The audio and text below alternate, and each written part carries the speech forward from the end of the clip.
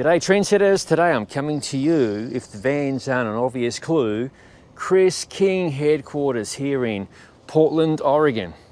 Let's head inside for a tour. And welcome to Chris King headquarters. Welcome to Chris King. My name is Jay Csip, and here we are. This is just a quick glimpse of, in these three cases, basically 40 years of development and product, from first headset to our 40th anniversary headset.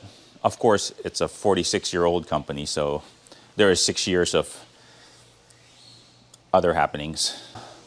Just walk down this main hall here, and then we're gonna take a look at what our materials go through to get processed to be turned into a headset, a hub, or a bottom bracket. Another case here of some bits and pieces of history. Some of the special limited runs,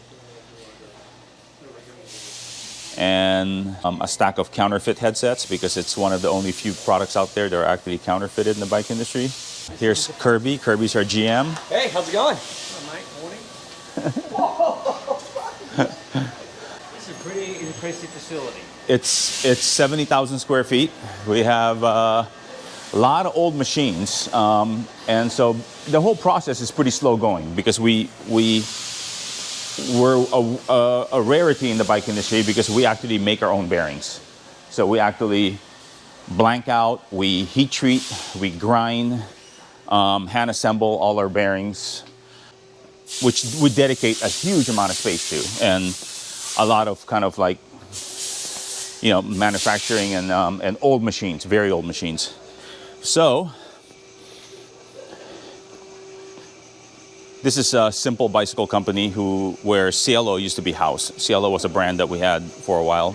All our bar stock is from North America. There's 3 or 4 mills that we purchase from.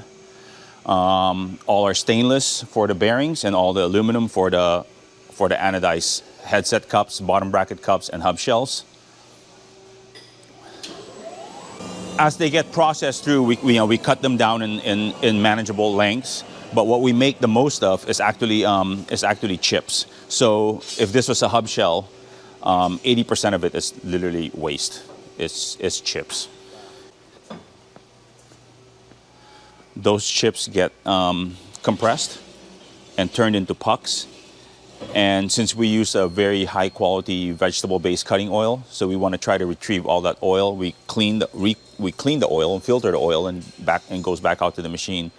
The vegetable-based cutting oil is, gives us longer tool life, runs the tools cooler, but it is very expensive, and we have to salvage as much of it as possible, save as much of it, recycle and reuse.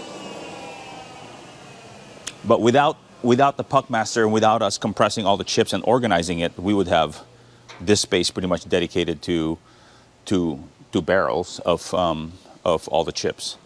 So that was a thing that Chris has been doing this since the Reading building. So it's not about being like green. I don't think green was really used back then. Yeah, we would have like a stack of these, right? That goes all the way out there. Wow. We do organize all our recycling. And since our recycling is all North American certified, and we get like really premium money for our recycling. Hopefully it goes back out to make new bar stock for us. That's the hopes anyways, right? This is basically prototyping. Okay. All the first articles, all the programs. This is where they first run them before going back out to the shop floor, where the machine operators are actually making the parts.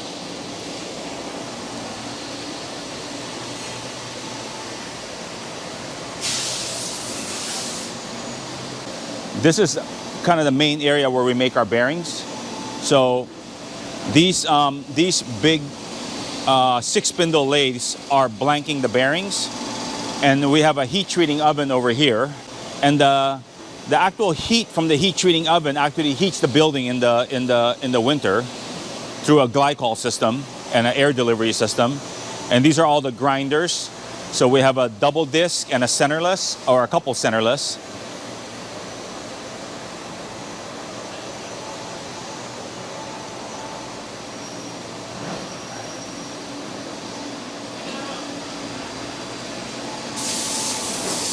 And all the cells here are basically bottom bracket cups, headset cups, axles, lots of axles, all our hub shells. So at this point, all the aluminum parts go into a room where they get tumbled and polished or matte finished, and all the stainless steel parts go this way, and that's the bearings and the drive and some of the axle bits, and that's where they get polished and ground for bearing assembly. These are hubs in process prior to being gendered with hub holes and hub count or hole counts.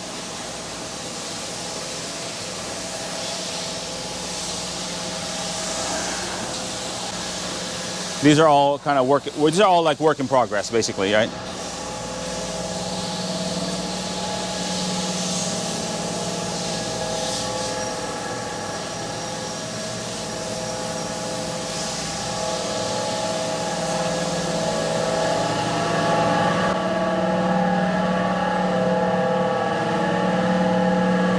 It's a little loud in here, but hub shell polishing.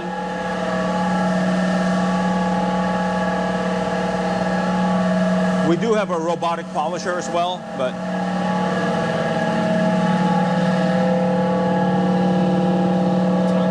tumbler, yeah.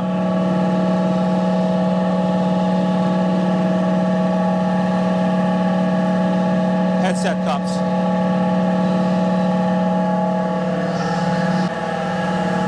These are walnut shells. This is where we keep all the pre-ano parts that are prior to anodized. So we can't touch any of the parts in here because this is before they go to anodizing, but this is where sales starts to control what gets colored, what color they become, and how many units get processed based on demand, right? So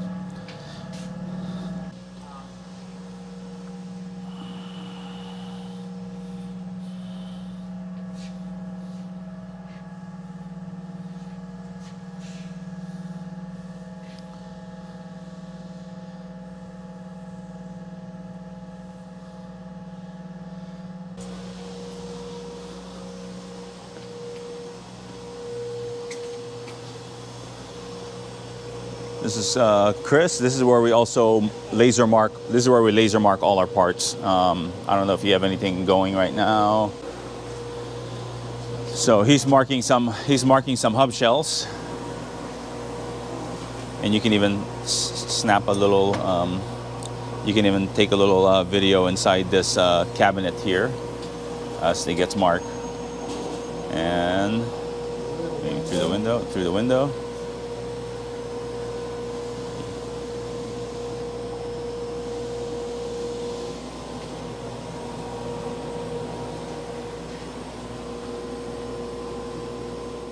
We have a lot of mismatch here, so warranty parts, like if you have a hub shell or a particular color you're trying to match, these are where they live. I've never seen a broken Chris King headset, and I have a lot of them. But you know, if you're trying to, if you do have a cup that's cracked, and then you're trying to match a particular color, we're gonna try before we say we can't. So these are the parts that we saved for warranty and some of these standards we're not offering anymore. This is actually everything we buy that's not the bar stock that we use on our parts. So everything is still designed for us and made for us, but this is just about everything we purchase that we don't process.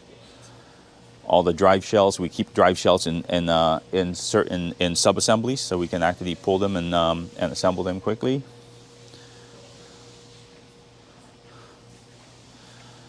Hub shells, headset cups. Yeah, it looks like we have a lot of parts, but these are actually not a lot of parts considering the demand, and we're putting them together to complete orders, you know. And so all the bearings get processed out there. When they're brought into assembly, they're matched. The inner and outer races are matched, and every tenth one is assembled. So they're match hardened, so they don't destroy each other. So the ceramic balls or the steel balls that go in there, depending on the bearing configuration, actually they they are matched and they stay matched. This is where we assemble the bearings, the table where we clean the bearings, we grease the bearings.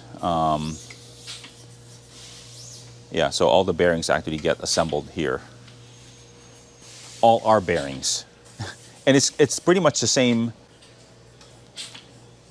It's all the same bearing design, regardless of where it's going into. Chris really designed the bearing for the bicycle parts. So they're thin walled. They're fully serviceable. So the seals can be removed and put back in. A lifetime warranty. Yeah, yeah. And hub service tools. Hi.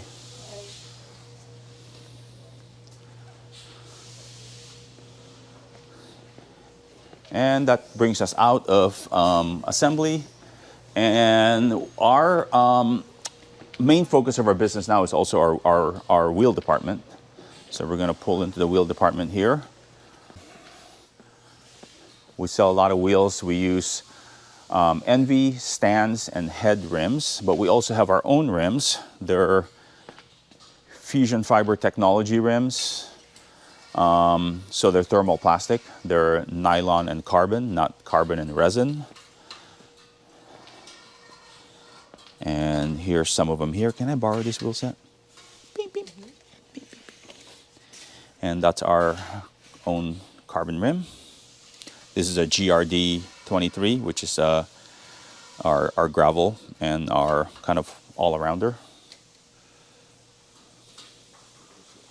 Also has a lifetime warranty.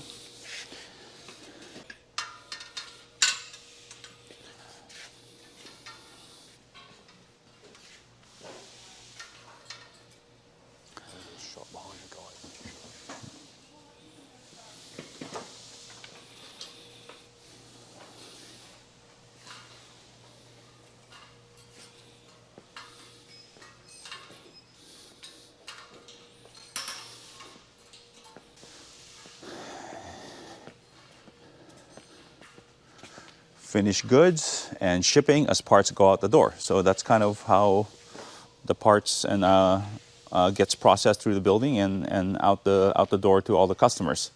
Tech and warranties here. So the little bits and pieces of servicing and tech and things that need to be warrantied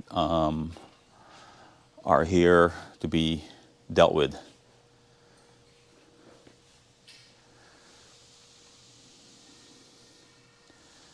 We're entering the employee bike parking zone. And there's some pretty cool bikes inside here. So folks, there's an incentive for employees. If they ride their bicycle to work, etc., they get a rebate towards lunch and so on at the on-site cafeteria. So even more reason for you to commute to work, especially if you work at Chris King headquarters here in Portland, Oregon. We're entering the men's bathroom, not for what you're thinking, trendsetters. This is a demonstration of the vented lockers, which I understand help dry out the commuters' clothes.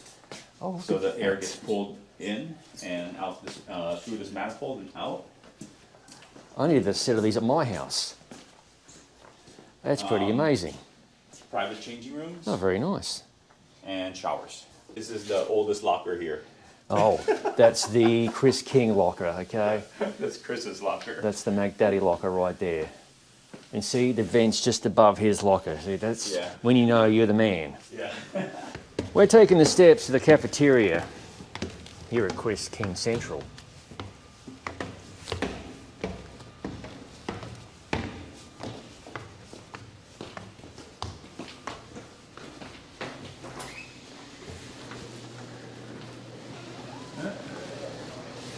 Now this is pretty tasty. You know, my regular job, we don't have a cafeteria. No, we even have a chef. Oh my God. Our own Robert. Morning. Hello. All right, mate. And today on the menu is West Here's the menu options. This is amazing.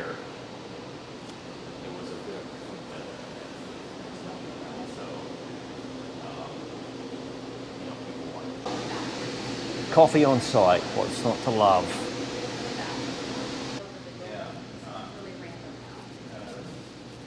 Well, we're still old school. We still think that.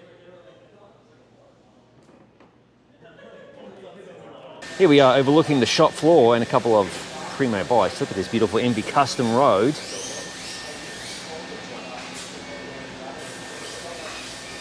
It's a hive of productivity.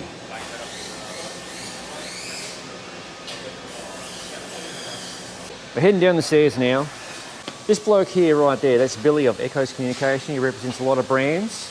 Hello, hello. Deluxe hand washing station. Thank you, Billy, for demonstrating, mate. So there you have it, folks. A tour of Chris King headquarters here in Portland, Oregon. As always, thank you for watching. If you haven't already, please consider subscribing to the Gravel Cyclist YouTube channel for interesting content such as this. No bullshit-arama gravel bike reviews, other product reviews, ride experience videos, and general madness. As all of it is released to the channel. I'll see you, Billy, I'll probably see you, mate, in the next video.